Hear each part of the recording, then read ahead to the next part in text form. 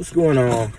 Hey, I'm gonna just get right to it. A lot of y'all might know that I was raised as a Jehovah's Witness. Some y'all might not know that I left about 9-10 months ago, and I just had something kind of unfold with me. At first, I was kind of trying to be just keep it to myself and be cool, be quiet about it, but not after what just unfolded with me. So just to give you a little background, I was raised in that organization pretty much my whole life. That's the only religion that I ever was. And I was pretty devout, especially when I got to probably about 18 years old, 18, 19 years old. I had met my wife, who was then just a pretty young lady that I met. We happened to meet out in a club, which those of you that have any experience with Jehovah's Witnesses know how unlikely that is. But we happened to meet out in the club, and just so happened, we had the same religious background. I knew that she was a special lady, and I wanted to keep her, and she wanted to keep me, and I just loved her, and I wanted to do right by her, and I didn't really know what that meant. But the closest thing that I had to a guy would be the Bible. And like I said, my introduction to the Bible came from the organization of Jehovah's Witness. Around that same time, I met two very influential people in my life, who I also met through the Jehovah's Witness organization. The first person that I met was about 10 years my senior, and just the most incredible person that I ever met. We didn't have, for those of you that are familiar, we didn't have the what we had as far as a relationship goes. It was very unique compared to like the whole traditional Bible study thing like that. This dude was very down to earth, very smart, had a little bit of gangster in him, and it just, for me as a 15-16-year-old kid, and him being 10 years older than me, was just like the big brother I never had, and still to this day is. So it was like a genuine relationship, like a genuine, that's my brother, even still to this day. And about a year later, he introduced me to his father. So I met this guy. My mom actually met the original guy through, his name is Khalif. Met him through the organization, sent him to my house, and me and him just hit it off. And we was always together. Once we met, it was just like, I was always with him. We was always kicking it. He was always, just schooling me on stuff, and just having these deep, spiritual conversations, having conversations about, being black in America, having conversations about relationships and women, and about fatherhood, about our past, and about coming up. And he just really, man, at the probably best time in my life that I could have had a mentor, he was like right there, And so about a year later, he introduced me to his pops, which is Michael, and this was like, it was like there's two of them, you know what I'm saying? Like, it was like he was just as informative, just like would just completely, you would just be completely just blown away by his presence, and about the substance in the conversation, and just all the things that you can learn from him. Both of these people are probably the two most intelligent people that I've ever met in my life. And so from then on, it was just like we was all inseparable. He became like a father to me, and he would introduce me as son and everything. So yeah, it was that kind of relationship, and the beauty about it was that it was all scriptural based, which is what attracted me to that organization in the first place, was the use, the frequency of use of the scriptures. I'll put it like that. But long story short, over time, one thing that Khalif would always tell me is nothing is ever as good or as bad as it appears to be, and that definitely matches with the Jehovah's Witness organization, especially the as good part. And so anyway, over time, long story short, Khalif left first, and as far as giving me a foundation and a basis for, like, what it meant to be a father, the standard of being a husband, because those things actually came from the scriptures, it definitely was useful. But for those of you that don't know, there is so much extraness. I don't know any other word that goes along with that comes to mind right now to be able to describe the lifestyle of the culture that is being one of Jehovah's Witnesses. And that's ultimately what led me to leave that organization. From all the way down to the way that you spoke. Everybody had this same kind of, yes, brothers, da, da, da, da. Like, there would be things that somebody would say from the podium about, how tight somebody's suit pants were.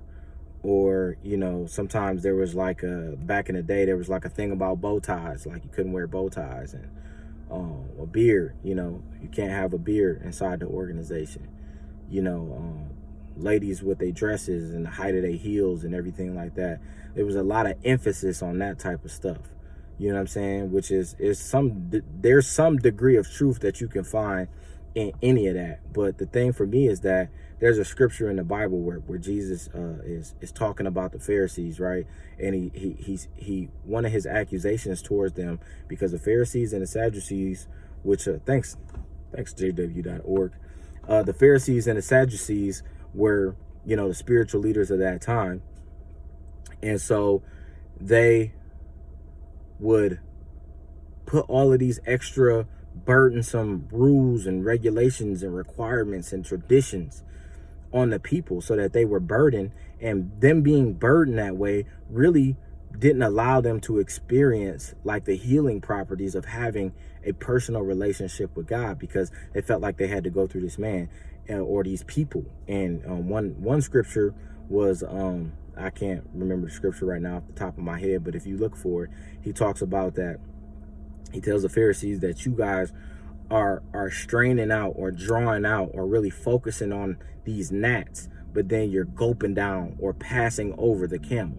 So a gnat is very small, right? A camel is very big. So people focus and zone in on these very small things, and then they miss the larger points. And he also said that the Pharisees were causing the law of God to be invalid because of their traditions, right? And I felt like those were the best descriptions for how I felt as a Jehovah's Witness. That's cool if you want to talk about, somebody's clothing and be mindful of those things. And even like the rated R movies, they would talk, but it was like a rotation. Every week, right? You go to the meetings. You have about three times a week. You have a weekday meeting, either on a Monday through Wednesday or even a Thursday sometimes. So you have a weekday meeting one day of the week, say it's Tuesday. Then you would have a field service meeting, say it's on Saturday, and then you have the actual public talk and watchtower study on a Sunday. So, that's a lot of time, especially when you have children and you're trying to get everybody dressed in suits. You can't just walk in there with jeans and shirts and all that type of stuff like that, especially if you baptized or whatever. You can't do that. And so, but there was like a cycle. So you go there for what they call spiritual food, right? And this is supposed to refresh you, right? Because you go out into the world and you feel the pressures of life. You feel the pressures of finances. You feel the pressures of marriage. You feel the pressures of parenthood. And this is supposed to refresh you, right? Because it's spiritual, it's from God. But what I noticed and what I felt was that I felt spiritually malnourished, because there was just a rotation of emphasis between pornography, right? Making sure people aren't viewing pornography, between making sure people weren't listening to rap music or music with any curse words in it, between making sure that people weren't watching any movies that had any curse words in it, between you know, making sure that you're keeping your life simple, which means don't work overtime, quit your job if you have to, if it's getting in the way of you coming to these whack ass meetings. Quit your job, you know, if you have to, or find another low paying job. You know, make sure you're not being too ambitious, make sure none of that stuff is happening. And then I would say the other one was about, you know, continuing education. Like they discourage, you know, college and all that type of stuff like that. So I just felt like it was harping on those 5 things, which when you're looking for something that's truly spiritual, you can tell how a person could be starved, because you would harp on those superficial things, right? But then when it came to the relations, you know what I'm saying, the interactions between these so-called brothers and sisters that you're going into the meetings with, people were missing the mark on that. You know what I'm saying? When it came to really you know, you go into people's personal lives, right? Because everybody's the same way when you go inside the hall. You know, when you go into the meetings, everybody's putting on this front and pretending like they talk this way and they walk this way and they don't listen to this and they don't watch this. But, you know, and you know, seldom occasions for some people, you know, you get a look into what their life is actually like. And you see that, you know, I was seeing, me personally, you know, like you giving talks on the platform about about marriage or about this subject or about children, and your marriage ain't together. You giving talks out from the platform and giving me instruction, and your kids ain't together, but mine are. You know what I mean? But because I listen to music, or because I do this, and that, and third, I don't qualify. You know what I'm saying? Or because my comments are a little bit too long, or they're a little bit too articulate, or they're a little bit too detailed, then that's somebody that we need to stay away from, right? So I don't mind the emphasis on, you know, the superficial things, right? Like not necessarily emphasis, but paying attention to those things, because those are things that we should pay attention to. But my thing is that there was emphasis put on it, that was the main. As long as you were doing those things, you know what I'm saying, then you were good, you know. And it became this cycle of everybody trying to prove to everybody that they don't watch those kind of movies, they don't listen to that kind of music. Oh, you know, they don't, that you don't get a piercing up here or right here, that you keep it here if you're a woman. Don't have any earrings as a man, and make sure you shave before it comes to the meeting. And there you go. That's the definition of a spiritual person. You know what I'm saying? Like, I knew spirituality from conversations, from a feeling that you get of, and from the room just being filled with truth on certain occasions. The scriptures talk about whenever there's 2 or more in my 2 or more gathered in my name, then my presence will be there. I felt that when I had conversations with Khalif and Mike. You know what I mean? I felt that when I had conversations with sometimes people that was never Jehovah's Witnesses. But I didn't feel that on a consistent basis at the meeting. And toward the end, when I got toward the end of going there, I didn't feel it at all, right? And so one of the first things that I did was I grew my beard, right? Because I could do a whole nother video. You see I got my shirt on. My cousin gave me this shirt. What up, Crystal? Malcolm X and Martin Luther King. I could do a whole nother video on the assimilation tactics and the hula hoops that we have to jump through as black men to be able to survive professionally in the United States of America, especially a young black man, you know what I mean? And especially, you know, in Wisconsin or in certain places. I'm in Wisconsin. But, you know, having to be able to speak a certain way, to be able to understand certain things culturally, you know, and just having to kind of be a little bit of a chameleon in order to be able to survive professionally. You know, at least that's been my experience. You know, it's a pressure though that comes with that, you know, that a lot of people, unless you're a black man or a black woman, that you don't really understand. You know what I'm saying? And so when it came to spirituality, right, when it comes to the scriptures, when I will read Paul's words, or when I will read, you know, the Gospels, Matthew, Mark, Luke, John, when I would read Peter, all, like, man, that stuff touched my soul, because it was true. Like, it felt like truth, and it made so much sense, you know, and it felt that form of freedom, right? You know, if you the truth will set you free, Jesus said, you know. But I didn't feel that in my interactions at the meetings. I didn't feel that in field service, the door-to-door ministry, going knocking on people's doors and doing pre-recorded, you know what I'm saying, or pre-rehearsed, messages about, this watchtower, not about the Bible, about what this watchtower says about how the end is about to come. I didn't feel that with that, right? And so then, another thing was my kids, right? I have 3 young boys. Well, let me stay on the assimilation thing. So I could do a whole video on the assimilation thing altogether, right? But I just felt like that feeling, that dis-ease that I would feel, at work or in certain situations, just being a black man, it was very similar, if not the same feeling that I would feel in certain congregations, in white congregations, or, inside the Kingdom Hall talking to certain brothers and sisters. I feel like I had to pretend to be like something that I wasn't. And that in and of itself goes outside of what Jesus told me I should feel when I'm dealing with the truth, that I would feel free. I felt like the furthest thing from freedom, especially as time continued to go on. And mind you, I spent 13 years of my life in this organization trying different variations of obedience to what it was that they were teaching. And ultimately, I got to a point where the means didn't justify the end, And so a bunch of other stuff too, you know what I'm saying? So I ended up growing my beard out, because I felt like I'm looking in the mirror and I feel like, my personal thing is, my personal observation is, if you notice a lot of black men, we don't shave our faces completely. You know what I'm saying? A lot of black men don't just have a mustache. If he can grow a beard, he'll grow a beard or a goatee or something. But for you to be able to say, like, I can't have that, and when I look in the scriptures, which is what you tell me to do, because we're supposed to be following the footsteps of Christ.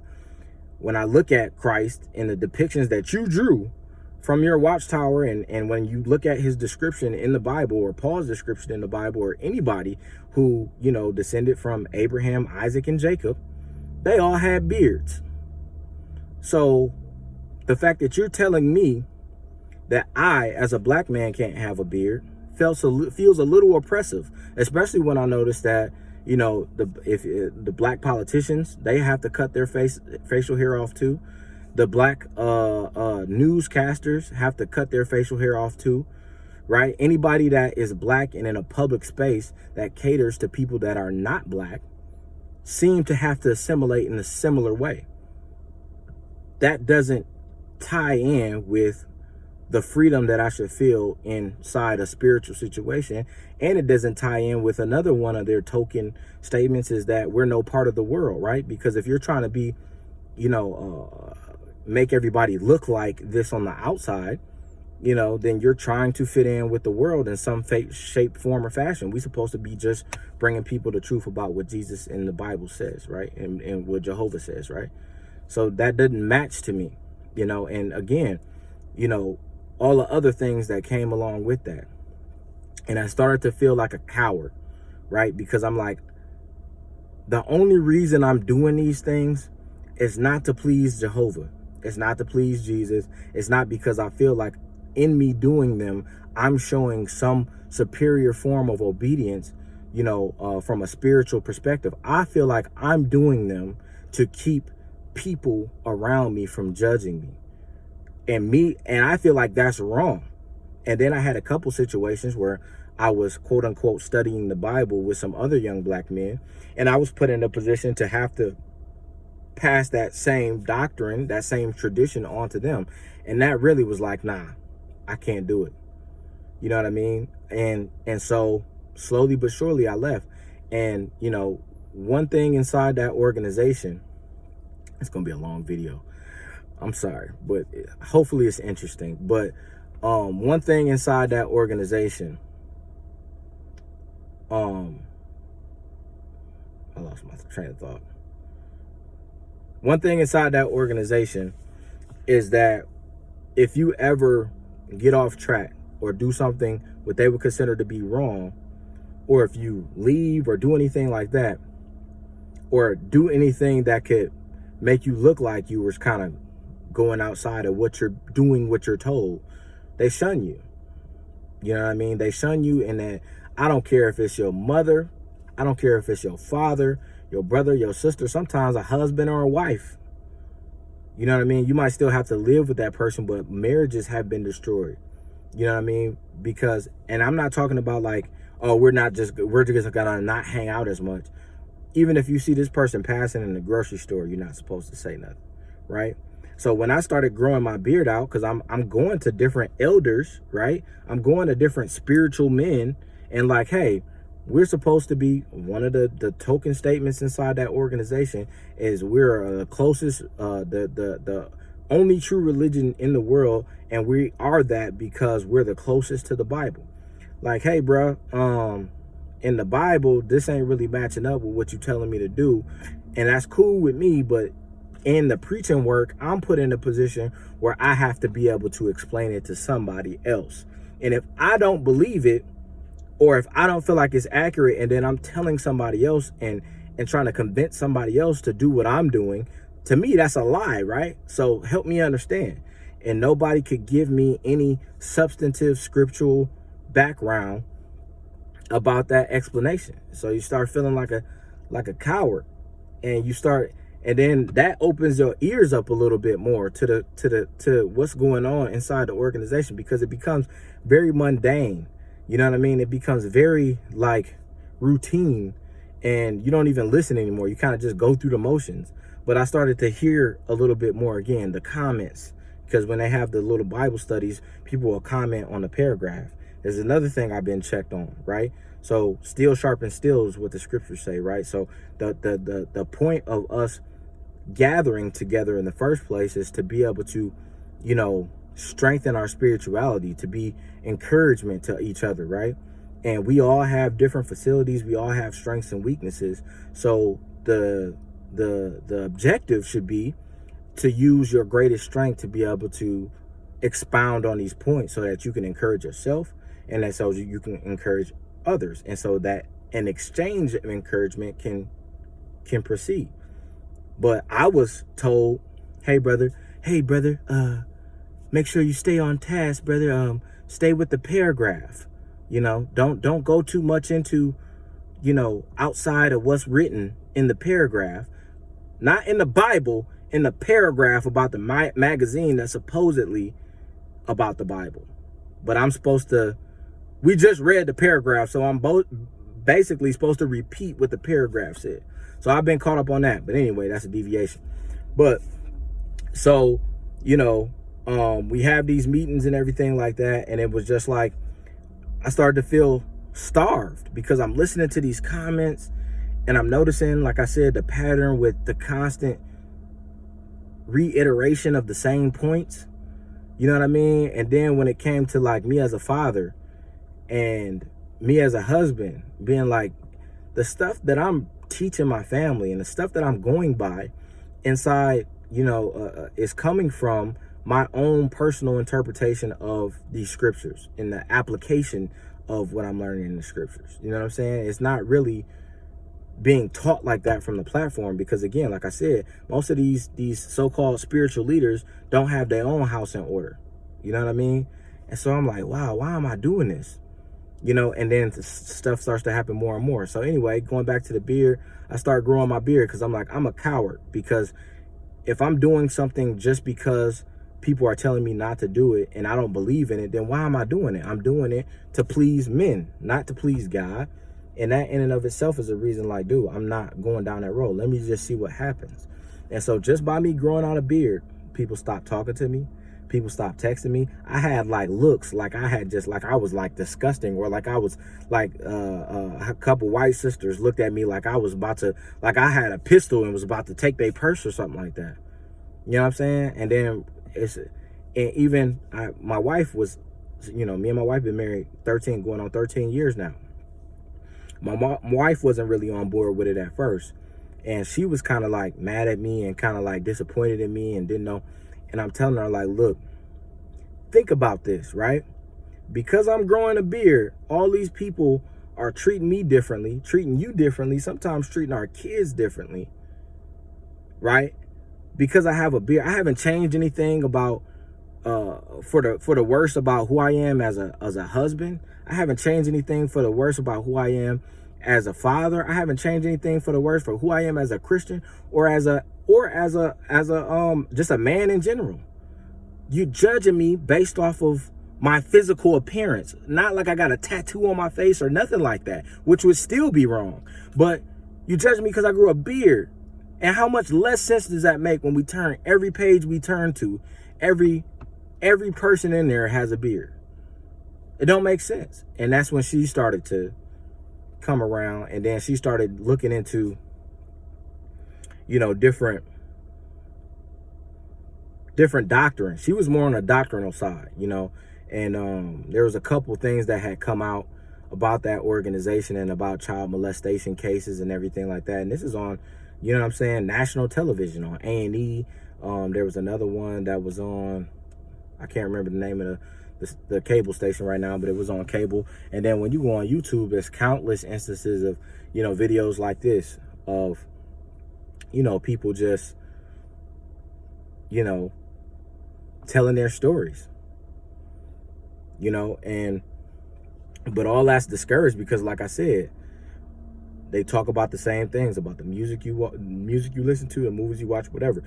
It don't have anything to do with your spirituality. They're trying to keep you within the confines of the information that they've given to you so that they can keep control of your mind and they can keep control of your actions, which every cult does. That's not specific or unique to the Jehovah's Witnesses.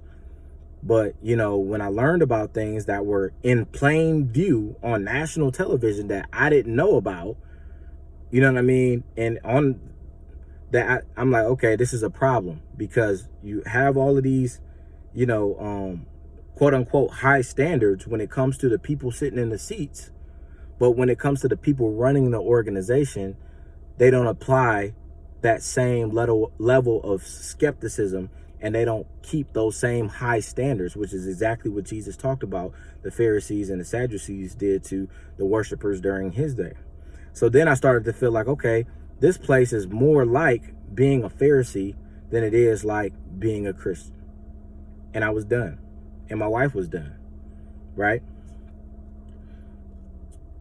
The other thing, too, that I wanted to say, I don't know if people know this, and I hit on it a little bit too, but when it comes to the disfellowshipping, right? In order to get disfellowshipped or shunned, you have to get baptized, right? They encourage people as early as they can to get baptized, and they always mention it from the platform and everything like that, about, telling these success stories, quote unquote, of a 10-year-old or a 9-year-old or 11-year-old being baptized, and, they're out in service this many hours and this and that. That was another thing that always kind of poked at me, because I remember, and they kind of have slowed down with this analogy and with this point, or this I guess form of debate, is that, they would always compare themselves to the church and say that, oh, the church is baptizing babies. A baby can't dedicate themselves to God. Intellectually, when it comes to understanding spiritual things, there's not a huge gap between an infant and a 10-year-old when it comes to them making a lifelong commitment. Their capacity and their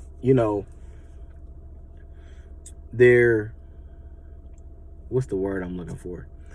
When it comes to their ability to be able to make a lifelong commitment to something, anything, especially something like God, which they can't even see.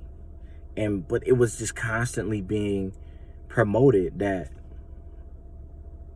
we should baptize these kids, 13, 14, 10. And once you get baptized, now you've made a dedication. Now you are open for repercussions if you make a mistake, right? If you sin, if you commit a serious sin, or if you say you made that decision at 10, and like any other decision, like at 10, I'm like, you know what? I want to be a BMX rider, professional BMX rider. Maybe at 20, I don't want to do that. There's nothing wrong with that. Just maturity is just part of the human process. You know what I'm saying? So you can either commit a serious sin, or if you decide that, you know what, all the things that I just told you just now that are completely, you know, comprehensive and completely like, you know, chronological and logical and all of that, like, I'm not like somebody did, like, dude, like, okay, that's a reasonable argument. So if you get baptized and you do that, now you qualify to be shunned. So, and then the other thing about it is that we would always point to Jesus. Jesus didn't get baptized till he was 30, and he was the Son of God, and everything else that Jesus does somehow means something except that, right? Cool. Not cool. But that will bother me too. And then I have 3 sons myself. They're all young and everything like that. And there's so many stories of people who have gotten baptized at 10, 11, 12, 13, 14, 15. And then they go through what normal people would call life. They meet a girl or a boy that they like, right? Maybe they get into a little trouble. Maybe they have a stage where they're a little bit rebellious, where maybe they want to play sports. Can't get on a basketball team, can't get on a football team, right? Because that's increasing your communication with people of the world, right? So maybe they want to do that. But if they decide to do that, they could lose their privileges, or all the way up to getting disfellowshipped or shunned by their families. So if I get baptized at 15 and at 18 I get caught up with a girl or something like that, like most kids do, and the elders get wind of it and they want to have a judicial meeting. Hey, brother, are you sorry about that? Like, yeah, sure, I'm sorry. You know what I'm saying? Like, you know, well, we don't feel like you're sorry.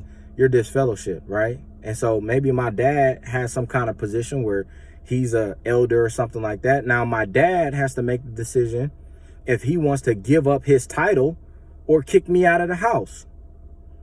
It's the only 2 choices, right? You can't speak from the platform and you got a son living in your house that had sex with somebody and he's 18. That's unfathomable. So then my dad makes the decision to keep his title as a elder or a ministerial servant or whatever title that they gave him, you know, because all his ambition died years ago. And, you know, this is the only thing he has to grasp onto as far as, you know, pride or, you know, anything like that. So then, you know, he says, you have to go, son. Right. So you get kicked out at 18. And normally, you know, just like any normal person, say, I don't say, you know what? Like, dude, like, I didn't want to get baptized. You guys made me get baptized. Like, screw this place. And I go on about my life. It's people that have been, that has happened to, that have gone through, you know, they finished their teenage years, going through college, ceremonies for that, had weddings and babies and all the way up to through dying, and have been shunned that entire time because of something that they did when they were 18 years old that wasn't even whatever. Where's that in the Bible? And then on top of that, like I said, hearing the reports from the news and from other, you know what I'm saying, nationally syndicated cable channels that were doing specials, not on church, not on you know, Islam, not on Jehovah's Witnesses. You got skeletons in your closet because you got a whole little underground operation about, you know, kids being reports of being molested and you mishandling it or sweeping it under the rug or whatever. So you're not even holding yourself to the same standard that you held that 15-year-old kid to. And that now impacted his whole life. His life. I can't get down with that. I can't be a part of that. And so I'm saying all of this because a version of that happened to me. And prior to this point, I was completely content with just being like, you know what, I'll fade or whatever. I'm not writing a letter to them because they don't control me. And I don't give a fuck what they do in there. And I'll go tell them from the podium. I don't care what they do or whatever. They don't control. I don't have to ask permission for them to do nothing. because they're not nobody. The faithful and discreet slave is not. It's just a bunch of old white men. They let one black guy in. That's, you know what I'm saying, because that's apparently spiritual or whatever. Old white man that is sitting there telling you what you should do with your regular life, where you raise kids and have a wife, and you know what I'm saying, that you have to go out into the world and make a living for yourself, because none of them have ever done that, because they sit up in, you know, some castle that was built on the backs of people like me, you know what I mean, and collect a stipend and go run around talking about stuff they don't know nothing about, i.e. having kids and a family, and actually having to navigate through these things like out in the world. So you listen to them, right? And those are the authorities. And then I forgot what my point was. Well, anyway, a version of that happened to me. So going back to when I first started talking, which was now 36 minutes ago, the person that his name is Mike, that I said that my brother introduced me to, which is his father. We introduced each other as son. You know, well, he introduced me as son. I called him Pop sometimes, and just really, really close, man. And really, really close. And because I had left, I didn't do anything wrong. I didn't get this fellowship wrong. I'm gonna say wrong because there's some of y'all that's watching right now, you haven't done anything wrong either. You just experienced life, which part of life is making mistakes. So but I didn't do anything wrong per se, but I just woke up. I got tired of dealing with the garbage. I got tired of, you know what I'm saying, the disingenuousness. I got tired of just the spiritual boredom and the spiritual malnutrition from the merry-go-round of about 4 or 5 of the same topics that they continue to hit on with no substance, no spiritual enlightenment, no nothing. I got tired of it and I walked away. I grew my beard. My wife was with me. My kids were with me. And now we do the whole thing. We celebrate Christmas. We do the birthday thing. We do all of that type of stuff. That was never like, we good. Because I had gone through that phase now about 10 months ago, you know, a lot of people cut me off, of course, whatever. And he's not the type that would do that, but he's just kind of a hermit altogether, you know what I mean? But he had gotten sick with the virus and the coronavirus, and I had no idea. Somebody reached out, you know, behind the scenes, that's still in the organization, and had told me, hey, you know, so-and-so, he's been in the hospital. By that time, he was already on a ventilator and whatever. And that's when I heard about it. His son, who I also spoke about in the beginning of the video, brother of mine, everything like that, went to jail about a year ago. You know, I had stopped talking to him when I was still in the organization, but slowly but surely I started picking back up. And then right after that, he had ended up getting into a situation, and now, you know, he's incarcerated. But I've been keeping in contact with him. And so I sent him a message, you know, through the app that we communicate through the jail, that his father was sick, you know.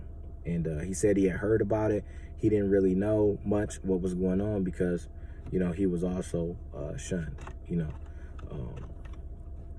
So anyway, I was trying to kind of like, from that point on, I had tried calling his phone because I heard that his wife was answering his phone for some other people. She never answered it for me, but, you know, I had tried to call the hospital, but obviously, you know, he couldn't talk. You know, he was on a ventilator, and just was trying to get little bits and pieces of information to keep me up to speed with what was going on. And, you know, I didn't get much information until finally I got a text message that he had passed away, which was devastating because this man is like a father to me. Everybody in that organization, again, I've been in that organization my whole life. The last 13 years straight, me, my wife, my children have all been in that organization. Anybody that knows me and that knows him knows that we were close, and I should have popped in their mind as far as somebody that they could have called and showed the decent courtesy to be able to call to say, hey man, Mike's not doing all right, you should give him a call, or you should do this, or this is what's going on, or whatever. Nobody did that. And I'm not talking about like we popped into meetings every now and then. I'm talking about me and my wife. I made a lot of sacrifices. My wife made a lot of sacrifices to be at those meetings and to be out in field service bothering people on Saturday morning about that garbage. I made a lot of sacrifices, right? But nobody called me or nobody texted me. Just one person, you know who you are, and thank you for that, to be able to let me know what was going on, right? Next thing I heard, he had already passed, right? He had passed, you know, and the same person that texted me and let me know that. Devastating. This is like a father to me. And nobody, you know what I'm saying? And just out of the pettiness from, I'm not even officially disfellowship. I'm not even somebody who, you know what I'm saying? But because in their minds, they have some kind of superior spiritual status, you know what I mean, from not talking to me. That's more important than actually doing the loving thing and giving somebody an opportunity for the natural human process of closure and of being part of the memorial. That was the next situation that I got.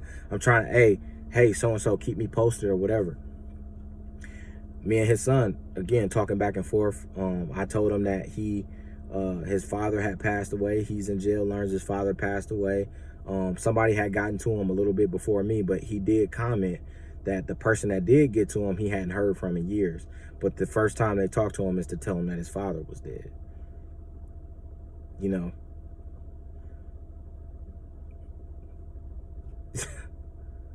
And so then he calls me today, which is why I'm making this video, to ask me, did I make it to the memorial?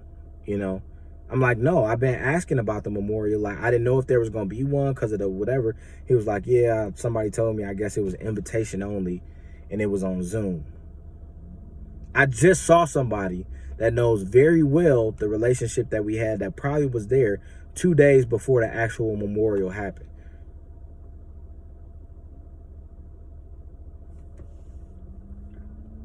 So, like I said, I'm not writing no letters, but this is I'm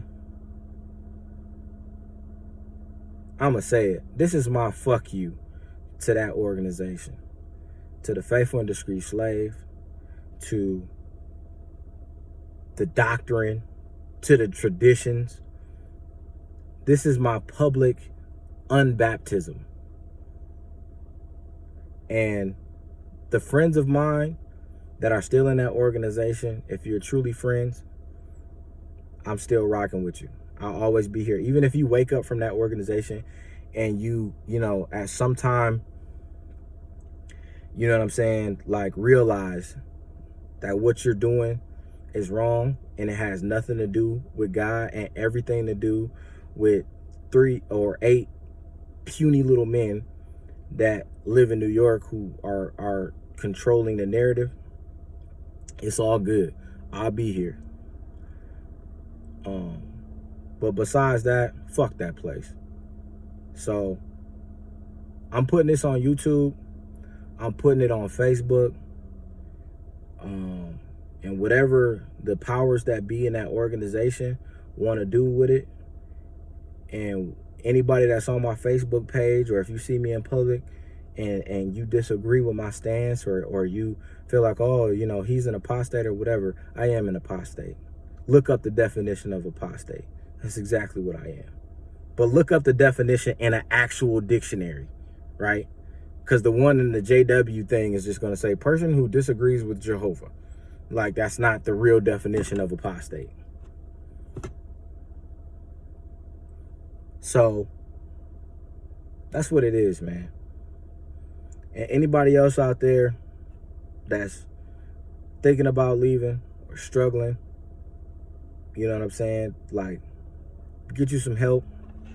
You know, I fortunately for me, I didn't have a ton of people, you know what I'm saying, in my family that are part of that organization. Me and my wife left together. We took our kids with us, you know, and you know, I don't have a, you know, it's just casual acquaintances that I thought were friends that I lost, but it's people out here really going through it, man.